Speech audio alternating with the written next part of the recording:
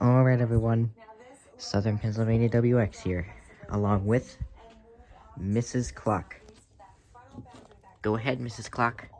The time is 13:37. The temperature is 57.3 degrees Fahrenheit. The time is 1:37 p.m. The temperature is 57.3 degrees Fahrenheit. And today, we got another notification.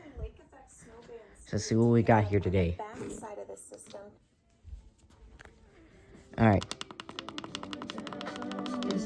Alexa, what's my notification? One new notification from Amazon. U.S. National Weather Service has issued a wind advisory for Midway. It'll be in effect from January 29th, 8 a.m. EST until January 29th, 5 p.m. Here we go. Okay. Now we got this thing over here. So let's see what she's got to say. Echo, what's my notification? One new notification from Amazon.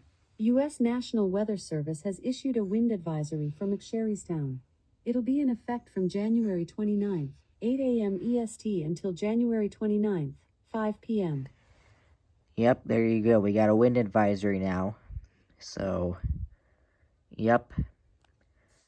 So, there you go.